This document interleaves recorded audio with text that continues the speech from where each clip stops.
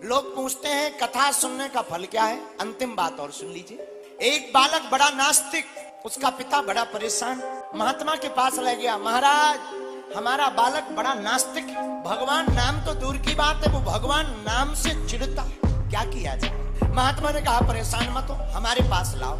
महात्मा के पास बालक को ले गए। भैया सीताराम बोलो। हम नहीं बोलेंगे। बालक बोला हम नहीं बोलेंगे, चाहे जो हो जाए। क्यों, क्या होता है बोलने से? महात्मा बोले कुछ नहीं भी होता है तो एक बार तो बोल दो। बालक बोला हम नहीं बोलेंगे। साधु बोला भाई हमारी इज्जत रखने के लिए केवल एक बार बोल दो, फिर कभी मत बोलना। उस बालक ने कहा एक बार बोल देने से क्या होगा? बोले वो बाद में पता लगेगा, पहले एक बार बोलो तो। बोले देखो हम दोबारा नहीं बोलेंगे, एक बार बोलेंगे। बोले हाँ। उस बालक ने धीरे से कहा सीताराम। महात्मा जी बोले बन गया काम। बोले क्यों, क्या काम बन गया, क्या हो गया? महात्मा जी बोले भैया इसका पता अभी नहीं लगेगा, जब तुम मर जाओगे तब पता लगेगा। वो बालक से कहा सुनो, तुमने एक बार सीताराम कहा है, और ध्यान रखना मरने के बाद कोई तुमसे पूछे कि बताओ एक बार सीताराम बोलने का क्या फल चाहिए, तो तुम कहना जो उचित हो, जो इसका फल हो वो दे दीजिए। बालक बोला ठीक है। समय की बात है कि वो बालक मर गया। यमराज के सामने पहुंचा। यमदूतों ने बताया महाराज महापापी है, महानास्तिक है, कभी भजन नहीं किया, लेकिन जिंदगी में एक बार साधु के कहने से सीताराम बोला। यमराज बोले बताओ बालक, सीताराम बोलने का एक बार का क्या चाहते हो, बाकी तो तुम्हें नरक में जाना पड़ेगा। हाथ जोड़कर बालक बोला गुरुजी की बात याद आ गई, महाराज जो भी सीताराम बोलने का फल हो वो दे दो। अब तो यमराज भी चक्कर में पड़ गए कि आखिर एक बार सीताराम बोलने का फल है क्या, ये तो बही खाता में हमारे भी नहीं लिखा। यमराज ने सोचा कहा किया जाए। चल भाई हमें तो पता नहीं, पर ब्रह्मा जी से पूछते।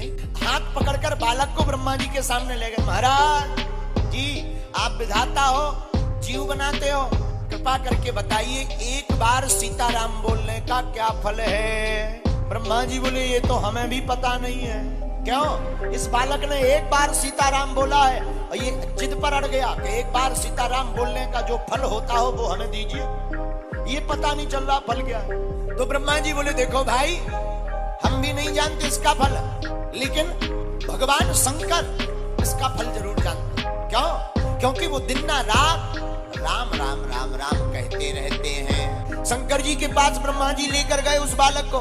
बालक बोला महाराज एक बार सीताराम बोलने का फल क्या होता है बताइए।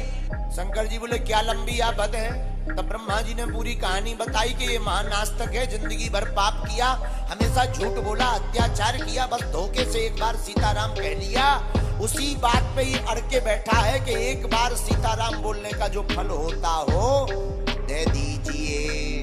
शंकर जी बोले देखो भाई हम राम राम तो करते हैं, पर हमें भी पता नहीं है कि फल क्या है। तो किसे फल पता होगा? बोले जिसका नाम है उसी को पता होगा। एक बात बोले भैया, राम जी से बड़ा राम का नाम है। वो बालक भगवान विष्णु के सामने पहुंचा।